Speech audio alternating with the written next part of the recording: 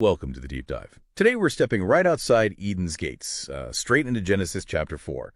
This is where humanity deals its first, self-inflicted blow. Our goal here is to really dig into the language, the theology, to see how things went from fractured relationships to, outright violence so quickly. And it kicks off almost immediately, doesn't it? Not even with an action, but with the names of the first sons. They really set up this huge tension. You can feel the parents' hopes and maybe disappointment. Exactly. So, first son is Cain. Cain, it means acquired. And Eve's line when she names him, she uses this Hebrew particle et. It's often translated with, but here it could imply alongside, eth. So, I have acquired a man alongside the Lord. It sounds, almost like she's claiming partnership in creation. A bit arrogant, maybe. It's definitely a high expectation, setting the bar incredibly high for Cain. But then the contrast couldn't be starker. The second son, Abel, Hevel, that word means vapor or breath. Futility, even. It's the exact same word you see all through Ecclesiastes. Wow. So his name basically telegraphs his entire story from the start. Yeah. Just fleeting vapor. Precisely. Ambition versus futility, right there in the names. Okay, so that's the setup, high stakes. Then comes the offering. This is the big mystery, right? Why does God accept Abel's offering but reject Cain's? The text itself is pretty sparse. It just uses the verb shah, meaning to regard or pay attention to. God regarded Abel in his offering, but not Cain's. Right. And the clue isn't really in the type of offering, farmer versus shepherd. It seems to be about the quality, which points to the attitude.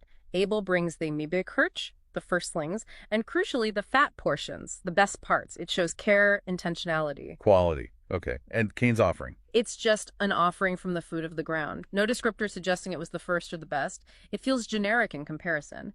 The difference implies something about the heart, the intention behind the gift. And Cain's reaction is immediate. Anger.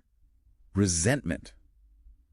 Which leads to this really incredible moment. God speaks directly to Cain, giving the first warning about sin itself. The word chatat, sin. It's personified here, isn't it? Like an animal. Exactly. God says sin is rovo, crouching, like a predator waiting at the door. Crouching at the door, that's vivid. And listen to the language God uses next. This is critical. Sin's toshiko, its desire, is for Cain. But Cain must tinoshbro, he must master it. Wait a minute, tishuka, desire. Tijok, mastery. That's almost the exact language used in Genesis 3 in the curse on Eve regarding her relationship with Adam. It is. The parallel is undeniable. It suggests sin is now operating with that same kind of disordered desire. It seeks to dominate the human will. It mirrors that broken relationship dynamic from Eden, but now it's between the human and sin itself. Cain has a clear choice. Rule over it or be ruled by it. And he fails, tragically. The violence happens.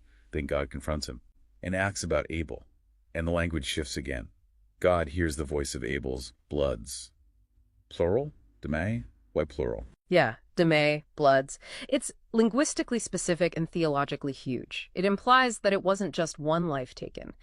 Cain wiped out an entire future, a whole lineage, all the potential descendants that should have come from Abel. It elevates the crime beyond just murder. It's a cosmic disruption. Okay, that makes sense of the plural, the scale of the loss. But then comes the paradox. Despite this lineage-ending crime, God puts a mark on Cain, an ought, a protective mark.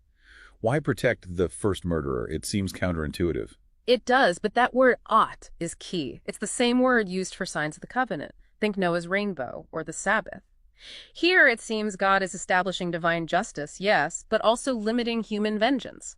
The mark prevents immediate reprisal. It stops the cycle of blood-for-blood violence from spiraling right then and there.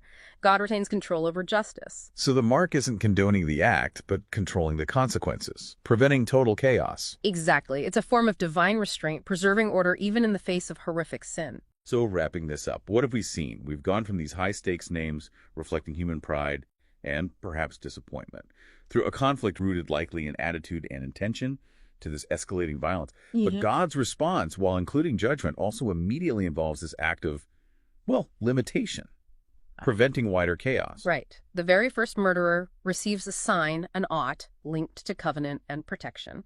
So here's the thought to leave you with. If God placed a limit on the consequences for this foundational human sin, this first murder, what does it suggest about the nature of divine mercy? How deep does it run, even when justice is absolutely necessary? Something to think about.